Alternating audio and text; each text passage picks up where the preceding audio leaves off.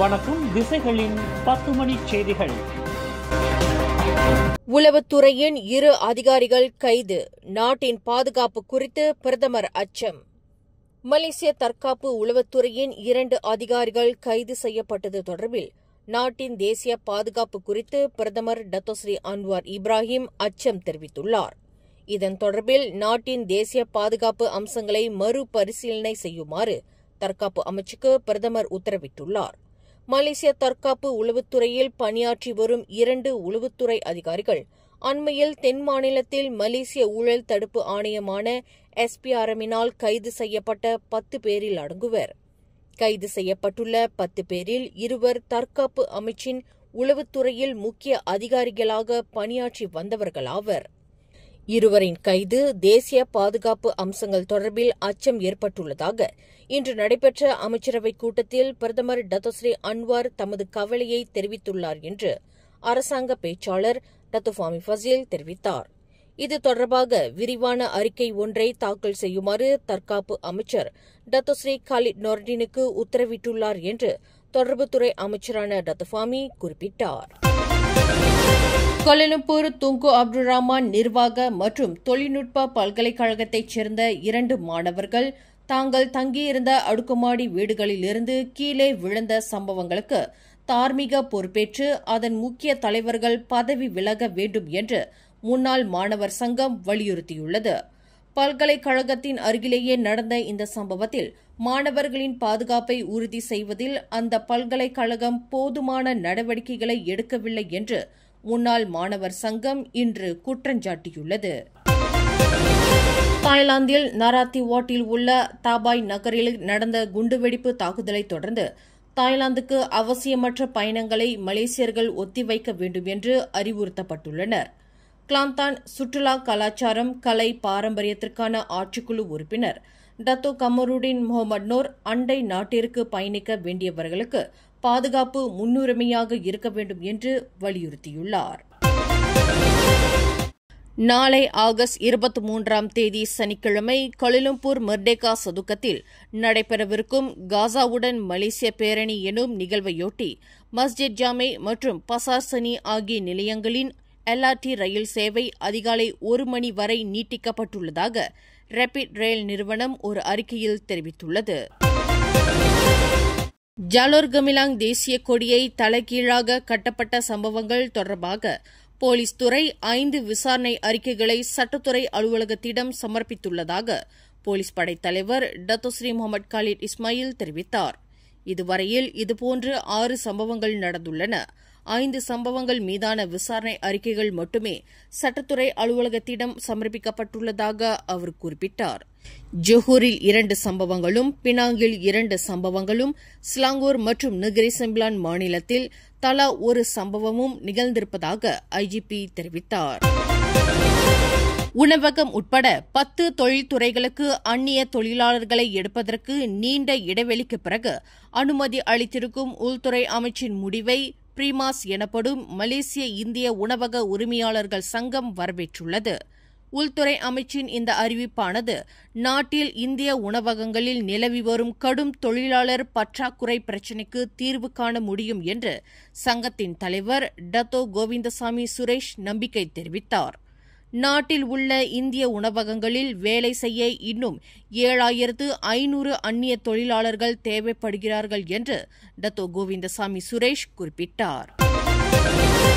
ஒவ்வொரு மாநிலத்திலும் ஒரு நடமாடும் நீதிமன்றம் மற்றும் ஒரு வேன் இருக்க வேண்டும் என்று சட்ட சீர்திருத்தங்களுக்கான பிரதமர் துறை அமைச்சர் டத்தோஸ்ரீ அசலினா ஒத்மான் சாய்ட் பரிந்துரை செய்துள்ளார். சிறார் சாட்சிகளை நீதிமன்றங்களுக்கு கொண்டு வருவதைக் காட்டிலும் நடமாடும் நீதிமன்றம் மூலம் அவர்கள் வசிக்கும் இடத்திற்கே சென்று வாக்குமூலம் பதிவு செய்வதற்கு இந்த நடவடிக்கை துணை புரியும் என்று அவர் குறிப்பிட்டார். இதன் தொடர்பில் வரும் அக்டோபர் மாதம் நாடாளுமன்றத்தில் தாக்கல் செய்யப்படவிருக்கும் 2026ஆம் ஆண்டுக்கான பட்ஜெட்டில் கூடுதல் நிதி ஒதுக்கீடு கோரப்பட்டுள்ளதாக அவர் தெரிவித்தார்.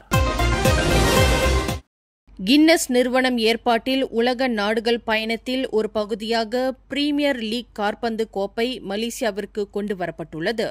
உலக புகழ்பெற்ற பிரீமியர் லீக் கோப்பை இன்று ஆகஸ்ட் 22ஆம் தேதி தொடங்கி வரும் 24ஆம் தேதி ஞாயிற்றுக்கிழமை வரை கோலாலம்பூர் பெவிலியன் KLஇல் காட்சிக்கு வைக்கப்படும். காற்பந்தாட்ட ரசிகர்கள் பிரீமியர் லீக் கோப்பையுடன் புகைப்படம் எடுத்துக் கொள்ளலாம். தங்களுக்கு பிடித்த காற்பந்து ஜெர்சியை அணிந்து வரும் ரசிகர்கள் கோப்பையுடன் புகைப்படம் எடுத்துக் கொள்வது மட்டுமின்றி இலவச கின்னஸ் பானத்தை மீட்டெடுக்கலாம். இது விதிமுறைகள் மற்றும் நிபந்தனைகளுக்கு உட்பட்டுள்ளது. இந்த கின்னஸ் நிகழ்வுக்கு முஸ்லிம் அல்லாத 21 வயது மற்றும் அதற்கு மேற்பட்டவர்கள் மட்டுமே அனுமதிக்கப்படுவர். இந்த கின்னஸ் விழாவில் நீங்கள் யாரை ஆதரிக்கிறீர்கள் என்பது முக்கியமல்ல, இந்த நிகழ்வு நம் அனைவரையும் ஒன்றிணைக்கிறது என்பதே முக்கியம் என்று கின்னஸ் மலேசியாவின் சந்தை பிரிவு மேலாளர் ஜாய்ஸ்லிம் கூறினார். கின்னஸ் எப்போதும் ஒற்றுமை உணர்விற்கு முன் நிற்கிறது. இன்று விளையாட்டை உயிர்ப்பிக்கும் ரசிகர்களை நாங்கள் கௌரவிக்கிறோம் என்று ஜாய்ஸ்லிம் தெரிவித்தார்.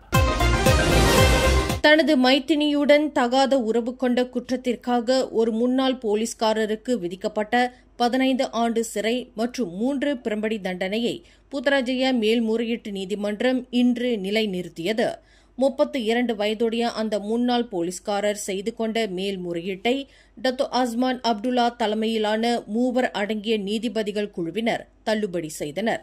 பாதுகாப்பு தேடி தனது வீட்டிற்கு வந்த மைத்தினியுடன் தகாத உறவு கொண்டது அந்த பெண்ணின் எதிர்காலத்தை ஒரு காவல்காரரான சம்பந்தப்பட்ட நபர் பாழாக்கியுள்ளார் என்று நீதிபதி வர்ணித்தார். கடந்த 2020ஆம் ஆண்டு மார்ச் 23ஆம் தேதி ஸ்லாங்கூரில் உள்ள ஒரு வீட்டில் 19 வயதுடைய தனது மைத்தினியுடன் தகாத உறவு கொண்டதாக அந்த போலீஸ்காரருக்கு எதிராக குற்றச்சாட்டு கொண்டுவரப்பட்டது.